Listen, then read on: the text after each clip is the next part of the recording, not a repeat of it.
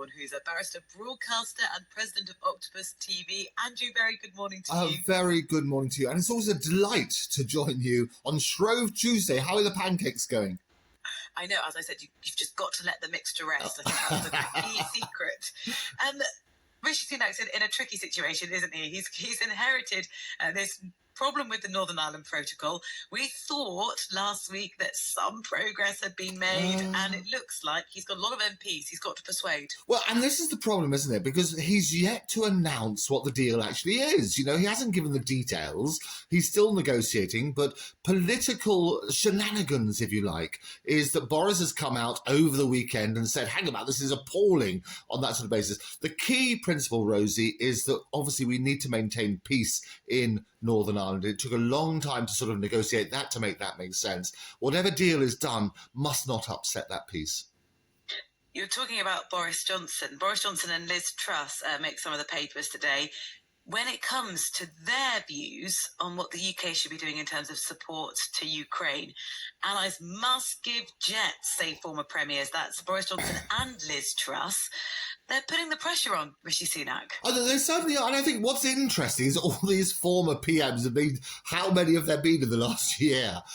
They're all putting pressure on Rishi. And you've got to ask why. I always think when any story gets broken in this sort of way, you turn around and say, why are they saying this and why are they saying it now, is the sort of principle. And you turn around, yes, of course, bottom line is this, Rosie, is that war is horrible on both sides. And throwing more and more weapons at things will only make things appalling in the bottom line. What I also take objection to is so many world leaders are going over to Ukraine, and basically it's like a sort of, here's a photo shoot with the leaders, sort of turn around on that sort of basis. So you had Joe Biden coming over on the weekend, and the ironic thing is Joe Biden is a glorious anagram of be joined as a principle. And I think on both sides, nobody wants this war. The quicker we can turn around and make that stop, the better.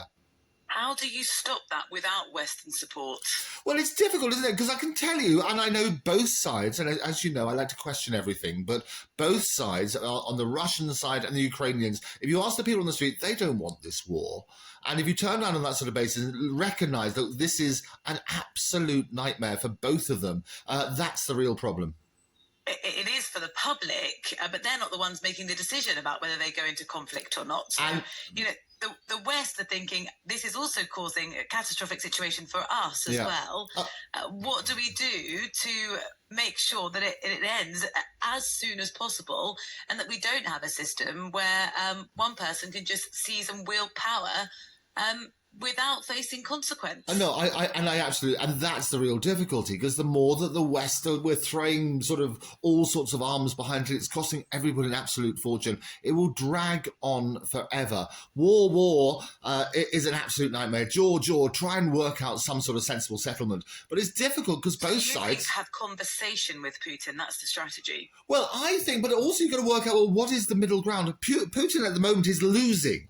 You know, that's the reality. He was expecting this to be very, very swift. It's dragged on. We've just had the 1 year anniversary, haven't we? It's working on that sort of premise where you turn out, he was expecting it to be very, very quick. He's losing credibility day in, day out when he's not actually winning this war, and he's not going to win it. They're going to keep wonderfully resisting this horrible invasion. And what we need to sort of work on is, look, what does the end game look like? Because there's not going to be a victory on either side. I think somebody needs to turn around and say, look, get together, work out, let's stop this. But I think more negotiation is going to need to happen.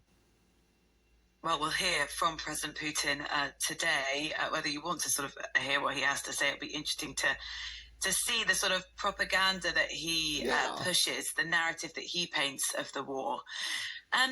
We're going to talk about this in the business news in a little bit, but Andrew, how do you fancy a 4-day working week? Oh, I love it. I love it. I already work an 8-day working week, as you know. It all depends. And there are certain jobs that work very well. The Rosie Wright show every single day, every morning, the best way of waking up ever.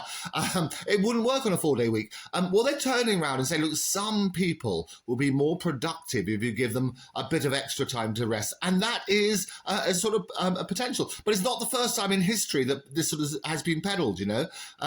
We've talked about this, I think, in the 70s and the 80s. People talked about vote for whoever it is and you get one extra day in bed. Vote for Ted, you get an extra day in bed. I think that was the that was the old principle, wasn't it? The argument is that it makes people more productive. They feel less stressed. They've got more time to do things outside of the office. Yeah. And therefore they're happier and healthier when they come to work. And that's a really good argument. As you know, what I always say as a futurist as well as a barrister is you turn around and you say, hang about, there are ways that machines and artificial intelligence and robotics are basically going to replace a lot of the workforce.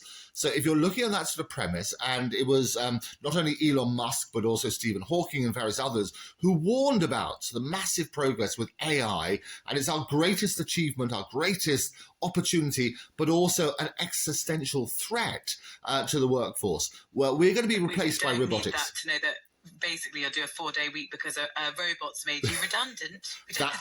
But that's the problem, isn't it? No, but that's the problem. You turn around and say, well, who? And it depends on the job, doesn't it? You've got to turn around, well, who's going to do the job that you're doing on the other days of the week? And I think you've got to look at that sort of side. As a principle, we are going to get more and more leisure time. And I speak all the time about sort of AI and the advances in technology, which are basically, we are in a new revolution, the industrial revolution, the technology revolution, where a lot of jobs are going to be replaced by artificial intelligence, by robotics, and any job that can be automated in that sort of way will happen on that sort of premise. In our leisure time, we might like to do some reading. But if you read Roald Dahl... Oh, steady. The Prime Minister has said, don't gobblefunk around with words. Why so? I'll tell you what happened. So what's happened is good old Puffin in their thing. You can no longer call Augustus Gloop, you can't call him fat, and Mrs. Tranchbull's face is no longer horsey, because these are basically offensive to people. So they want to put a warning in there, they want to truncate, they want to basically take out all these horrible words, as they put it, on that sort of basis. My problem is this, is that language is one of our greatest tools. The word is mightier than the sword. As soon as you blunt that sword, however, the whole thing is lost, isn't it? Take away the adjectives, the glorious way that we can express ourselves, and Roald Dahl does that in these wonderful books. Then basically you're discouraging people from actually reading. And certainly there are certain things. I mean, Agatha Christie, she had this, if you remember the book, And Then There Were None, it had a horrible title in the original thing with the N-word, which basically should be changed, and I absolutely agree to that. But the principle about changing words because people might be offended, I think is so wrong. Andrew, thank you very much. It's been a total pleasure to have you go through the papers with me this morning. Andrew Eborn, who is a barrister, broadcaster and president of Octopus TV.